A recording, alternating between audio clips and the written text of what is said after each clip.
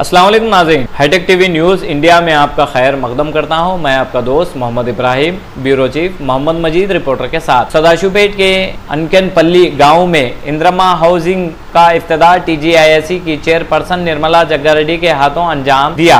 सदाशिवपेट जिले संगारेड्डी के सदाशिवपेट टाउन के अंकनपल्ली गाँव में हुकूमत की जानिब से मंजूर शुदा इंद्रमा हाउसिंग का इफ्तिताह TGISC की चेयरपर्सन निर्मला जग्गारेड्डी ने किया।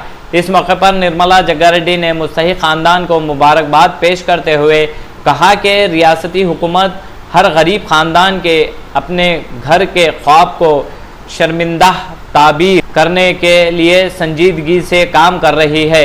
इन्होंने कहा कि आवाम को हुकूमत की फलाही और तरक्याती स्कीमों से भरपूर फ़ायदा उठाना चाहिए और हुकूमत गरीबों की फलाह व बहबूद और बुनियादी सहूलियात की फरहमी के लिए पुरअज़्म है। इस तकारीब में CDC chairman Gadila Ram Reddy, co-option member Munpalli Satyanarayana Siddhanna, Congress party के कायदीन और कारकुनान और बड़ी तादाद में मुकामी अवाम ने शिरकत की। आइए ताज़ा तरीन खबरों के लिए देखते रहिए hitech TV news India Sangareddy.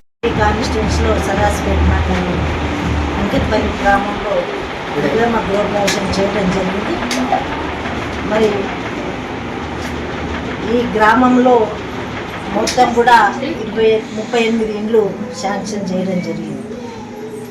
Sanction అయినాయి. దాంట్లో ఇంచుమించు 28 ఇండ్లు కంప్లీట్ అయినాయి. ఇంకా 10 ఇండ్లే పెండింగ్ ఉన్నాయి. అవి కూడా వర్కింగ్ కండిషన్లోనే ఉన్నాయి కాబట్టి ఆ 10 కూడా అయ్యే స్టేజ్లోనే ఉన్నాయి. మరి ఇప్పుడు వసంత నర్సింగ్ వాళ్ళ ఇంట్లో ఉన్నాం. మరి వసంత ఏం చెప్తుందంటే గతంలో పెంకుటిల్లు ఉండేది, వర్షం వస్తే మొత్తం తడిచిపోయేది, ఉరుస్తుండే. మేము కంబైన్డ్ ఫ్యామిలీ, ముగ్గురు అన్నదమ్ములము ఒకటే ఇంట్లో ఉండేవాళ్ళము. చాలా ఇబ్బందిగా ఉండే.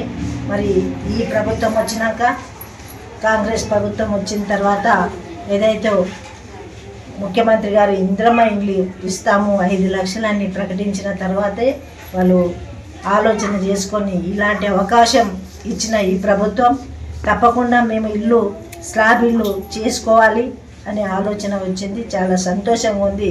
గవర్నమెంట్ సహకారం చేస్తుంది కాబట్టే మేము ఇల్లు కట్టుకోగలిగినాం. లేకపోతే అదే పాత ఇంట్లో మరి పెంకుటి ఇంట్లో ఉండే పరిస్థితి ఉండే అని చెప్పడం జరుగుతుంది. మరి ఇలాంటి వాళ్ళు చాలామంది ఉన్నారు. ఇది ఒక సంగారెడ్డి కాన్స్టిట్యున్సీ కాదు, తెలంగాణ రాష్ట్రంలో ఉన్న 33 జిల్లాలో కూడా ఇలాంటి కార్యక్రమాలు చేయడం జరుగుతుంది. ఎప్పుడైనా కాంగ్రెస్ ప్రభుత్వం ఉంటేనే సెంట్రల్లో కానీ స్టేట్లో కానీ లేని వాళ్ళకు చేయడానికి ముందుకు వస్తున్న పార్టీ. మరి పేరు పెట్టడం కూడా ఇంద్రమ్మ ఇల్లు అని పెట్టింది కాబట్టి ఇంద్రమ్మ ఎలా ఆలోచన చేస్తుంటే గరీబ్ ఉండొద్దు. స్వతంత్రం వచ్చిన తర్వాత చాలా పేద ప్రజలు మన భారతదేశంలో ఉన్నారు. అలాంటి వాళ్ళు ఉండకూడదు. మరి ఇప్పుడు ఈ ముఖ్యమంత్రి వచ్చిన తర్వాత మరి ఇల్లు లేదు అని బాధపడకుండా అందరూ కూడా అవకాశం ఉన్నోళ్ళు దీన్ని సద్వినియోగం చేసుకోమని చెప్పడం జరిగింది.